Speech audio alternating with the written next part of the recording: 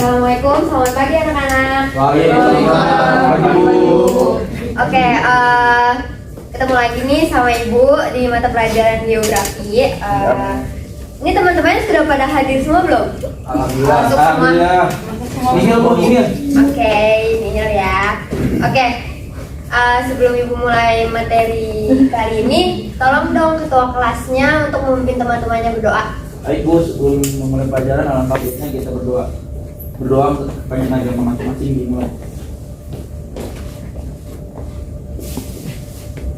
Berdoa selesai. Memberi salam. Assalamualaikum warahmatullahi wabarakatuh. Oke, waalaikumsalam warahmatullahi wabarakatuh. Terima kasih ya Reza sudah memimpin teman-temannya untuk berdoa. Oke, minggu kemarin kita sudah membahas mengenai persebaran flora dan fauna di bagian wilayah Indonesia nih. Kita juga sudah membahas faktor apa saja sih yang mempengaruhi persebaran tersebut. Ada yang masih ingat? Saya sih menjawab Bu. Oke, boleh. Yang mempengaruhi persebaran flora dan fauna itu ada iklim, fisiografis, edafik, dan geofik. Oke, benar sekali Nadifa. Berarti minggu kemarin dia memperhatikan ya, bagus. Selanjutnya Ibu juga ingin bertanya nih mengenai materi minggu kemarin juga, yaitu persebaran flora dan fauna di bagian wilayah Indonesia nih. Ada yang masih ingat nggak apa aja? Saya coba Oke, boleh Nadifa. persebaran flora dan fauna Indonesia itu ada bagian barat, Asia, bagian tengah, dan bagian timur Australia. Ya, betul banget ya teman-teman apa yang dikatakan Hovifah. Jadi mengapa demikian? Karena Indonesia itu dibagi atas garis Weber dan garis Wallace. Nah, garis Weber itu memisahkan antara bagian barat dengan tengah, dan Wallace itu memisahkan antara tengah dengan timur, seperti itu. Nah, dari segi ciri-ciri juga, fauna bagian barat itu sama bagian timur itu memiliki ciri yang kontras. Sedangkan bagian tengah itu merupakan perpaduan antara bagian barat dengan timur. Oke, menurut Ibu sudah cukup paham mengenai materi minggu lalu ya. Jadi minggu ini, hari ini kita akan membahas materi mengenai flora fauna di dunia. Oke.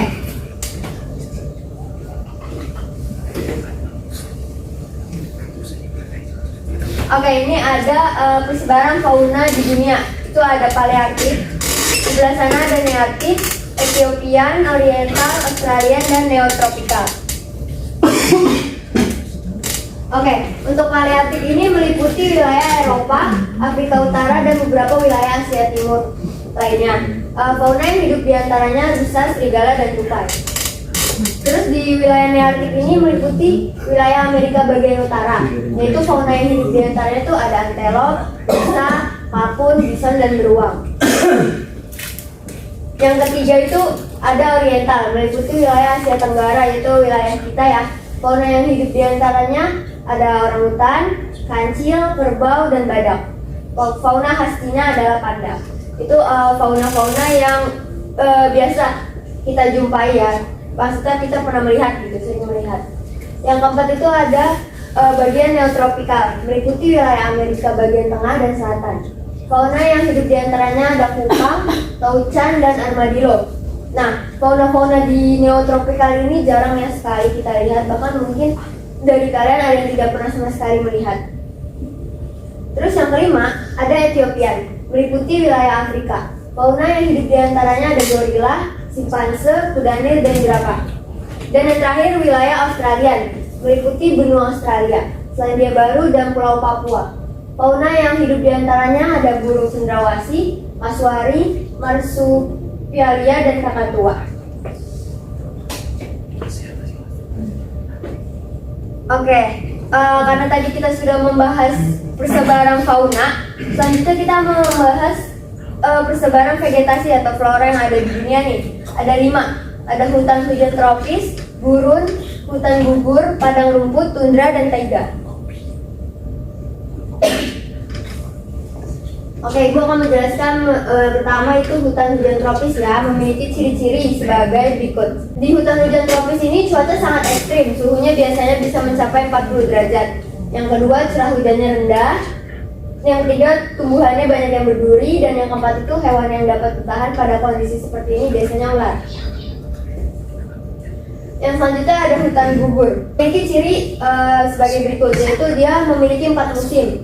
Terus yang kedua, curah hujannya rata-rata tiap tahunnya, dan keanekaragaman tumbuhan rendah dan pohon tidak rapat. Yang ketiga ada gurun nih, memiliki ciri-ciri curah hujan sangat rendah dan periode hujannya singkat. Terus yang kedua, penguapannya tinggi, terus tanahnya bertekstur dangkal, berbatu atau licin dengan drainase yang baik. Oke, selanjutnya ada taiga dan tundra. Taiga ini memiliki ciri suhunya sangat rendah, presipitasi atau hujannya berkutip salju, tanahnya tipis, kurang nutrisi dan asam, cahaya yang masuk tidak terlalu terhalangi oleh tanaman. Terus selanjutnya ada tundra yang memiliki ciri iklim sangat rendah, keanekaragaman biotiknya juga rendah, struktur vegetasinya sederhana, drainasenya terhambat, musim tanam dan reproduksinya singkat. Oke, sampai sini ada yang ingin ditanyakan? Saya Bu, mau nanya Ya, silakan. mengenai persebaran flora di dunia yang tadi. Kalau bagian padang rumput itu cirinya seperti apa ya Bu? Oke, baik. Ibu juga belum menjelaskan yang bagian padang rumput, yaitu dia memiliki ciri seperti mempunyai curah hujan yang tidak teratur dan cenderung rendah. Biasanya itu 90 sampai 150 cm per tahun. Juga dia berada di hamparan yang datar atau sedikit berbukit, dan padang rumput juga memiliki tingkat penguapan tinggi dan terkadang terjadi kekeringan parah. Seperti itu Adil. Baik, ada yang ingin ditanyakan lagi? Saya Bu, Oke, Novel. boleh ya Bu? Boleh. Oke Bu. Mengapa iklim itu termasuk ke dalam faktor persebaran flora dan fauna? Oke, baik Novel. Sudah bertanya, jadi mengapa iklim masuk faktor ya? Iya, Bu. Persebaran flora dan fauna. Karena iklim ini kan akan mempengaruhi cuaca dan musim ya. Nah, cuaca dan musim ini kedua hal yang memberikan pengaruh terhadap lingkungan dan keberlangsungan hidup flora dan fauna kita. Gitu. Nah, iklim yang stabil membuat flora dan fauna yang ada tuh bisa beradaptasi dengan baik dan tidak cepat punah. Lain halnya dengan iklim yang sudah tidak stabil atau mengalami kerusakan seperti itu. Kalau misalkan hal tersebut terjadi, maka flora dan fauna itu akan sulit untuk beradaptasi. Nah, akibat dari flora dan fauna sulit beradaptasi itu, mereka bisa mengalami kepunahan dengan sangat cepat seperti itu. Makanya kita sebagai manusia sekaligus siswa yang mempelajari geografi harus mampu dan berusaha untuk menjaga iklim supaya flora dan fauna kita tetap bisa hidup dan tidak cepat punah seperti itu. Oke Bu, makasih Bu. Oke. Minggu depan kita lanjutkan dengan presentasi kelompok yang terdiri satu kelompok itu terdiri dari 3 orang ya. Untuk lebih kondusif nanti Ibu pilihkan saja anggota-anggota kelompoknya. Oke, sebelum Ibu tutup nih, Ibu ada satu soal evaluasi untuk kalian jawab secara rebutan. Kenapa? Karena jika kalian bisa menjawab soal ini, kalian akan terbebas dari tugas kelompok untuk minggu depan. Artinya kalian tidak usah membuat tugas kelompok tersebut, kalian tetap akan dapat nilai jika bisa menjawab soal tersebut. Oke, ini soalnya ya.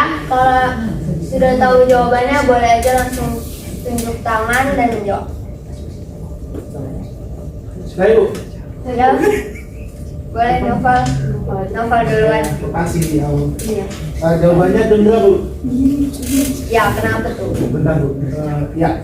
Karena Indonesia itu memiliki iklim tropis Bu, sehingga udah cocok gitu buat vegetasi yang di tundra gitu. Terus lagi yang cocok di Indonesia itu kayak hutan hujan tropis, terus ada hutan musim, terus sabana, ada hutan bakau. Nah, kenapa di tundra itu nggak bisa masuk di Indonesia? Karena tundra ini memiliki kekhususan, yaitu hanya bisa tumbuh dan berkembang di tempat yang dingin seperti di kutub gitu Bu. Dan terus lagi kalau menurut saya ya Bu, itu sekarang jumlahnya udah mulai dikit, apalagi kan di tempat yang dingin gitu. Mungkin salah satu contohnya kayak lumut. Oke, benar banget. Noval menjawab dengan sangat lengkap, dengan sangat benar juga. Maka dari itu Noval terbebas dari tugas kelompok untuk minggu depan. Yes. Tepuk tangan dulu. Baik, karena Ibu rasa sudah cukup paham dengan materi minggu ini maupun minggu kemarin, jadi untuk nama-nama kelompok akan Ibu kirim kepada ketua kelas ya. Nanti ketua kelasnya nyampein kepada teman-teman. Baik. Oke, Ibu rasa cukup untuk pertemuan kali ini. Kurang lebihnya mohon maaf. Wassalamualaikum warahmatullahi wabarakatuh. Waalaikumsalam warahmatullahi wabarakatuh. Terima kasih Bu.